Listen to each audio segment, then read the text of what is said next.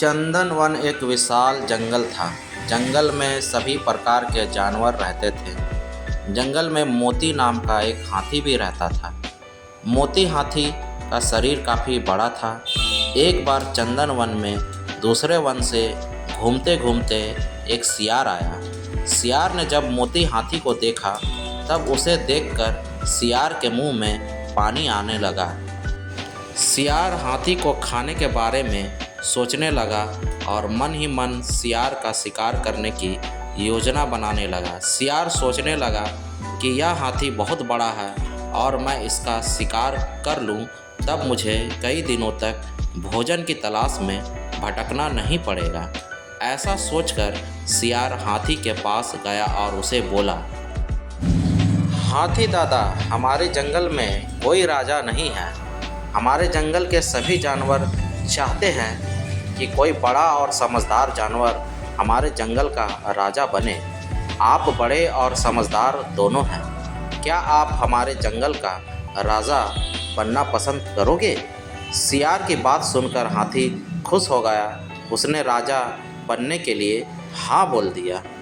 इस पर सियार ने हाथी को अपने साथ चलने के लिए बोला। हाथी राजा बनने की खुशी में झूमते हुए सियार के साथ जाने के लिए तैयार हो गया। सियार हाथी को ऐसे तालाब में ले गया जिस तालाब में दलदल था। हाथी राजा बनने की खुशी में इतना मस्त था कि वह बिना सोचे तालाब में नहाने उतर गया। जैसे ही हाथी दलदल वाले तालाब में उतरा, हाथी के पैर दलदल में धंसने लगे। उसने सियार से बोला, तुम मुझे कैसे तालाब में ले आए? मेरी मदद करो, मेरे पैर दलदल में धंस गए हैं। हाथी की बात सुनकर सियार ज़ोर ज़ोर से हंसने लगा और हाथी से बोला, मैं तुम्हारा शिकार करना चाहता था, इसलिए मैंने तुमसे राजा बनने की बात का झूठ बोली। अब तुम दलदल में फंस कर मर जाओगे और मैं तुमको अपना भोजन बनाऊंगा। सियार की बात सुनकर हाथी की आंखों से आंसू आने लगे।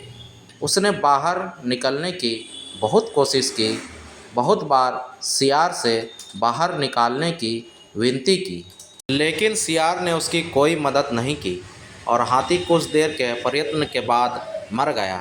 हाथी के मरने के बाद सियार हाथी को खाने के लालच में उसकी पीठ पर चढ़ गया। हाथी को खाने के लालच में सियार यह भूल गया कि वह भी हाथी के साथ दलदल में नीचे जाता जा रहा है और अंत में सियार भी हाथी के साथ धीरे धीरे दलदल में धंसकर मर गया।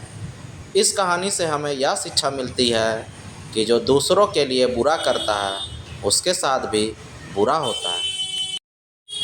इसलिए हमें जीवन में कभी भी किसी के साथ बुरा नहीं करना चाहिए। अगर हम किसी के लिए बुरा करते हैं तब हमें भी अपने साथ ऐसा होने के लिए तैयार रहना चाहिए, क्योंकि बुरे कर्म का फल हमेशा बुरा होता है। इसलिए किसी के साथ कभी बुरा ना करें। आपको हमारी ये कहानी कैसी लगी और आपने इससे क्या सीखा, हमें कमेंट करके ज़रूर बताएं और हमारा ये चैनल मस्त कहानियाँ को ज़रूर सब्सक्राइब करें और बेल आइकन को प्रेस करें। धन्यवाद।